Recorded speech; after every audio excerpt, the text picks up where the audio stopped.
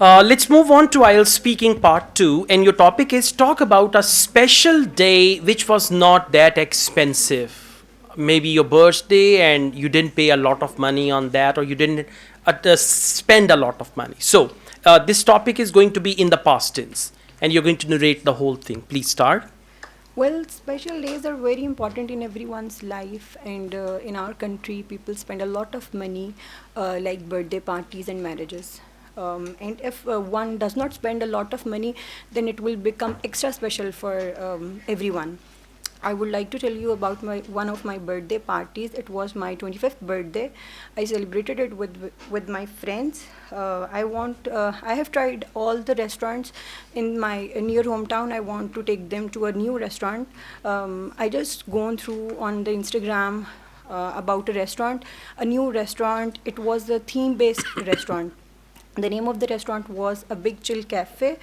I just called there and had a reservation of 10 people. They told me that they will cost 1,000 each person.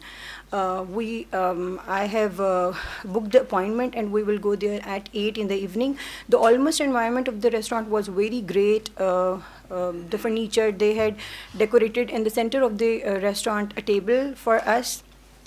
We quickly ordered some food and snack, and the waiter brought a cake that was ordered by my friend. All right, thank you very much. Overall, it's good, but as you speak, you use the patches of sometimes present tense, sometimes future tense. Your topic was all past tense. So instead of using present or future, but now in the end you are speaking very well, you are using all past tense. So I would advise you to practice tenses, especially present, past, and future, so that you are fine with that. And another thing, try to go on with the topic. Instead of focusing the story, divide your answer in 4 parts. Part 1, what was the occasion? Part 2, where you went. Part 3, who did you celebrate with? And part 4, why it didn't cost. So you need to consider these 4 points and try to speak in small portions, and it'll be fine, right? Now we move on to speaking part 3. Why do you think it is important to celebrate happy events like birthdays and anniversaries? We should celebrate the events because when we celebrate any sort of event, we will create memories, we will have fun get-togethers with the family or with friends. So overall, it will create a happy moments for everyone.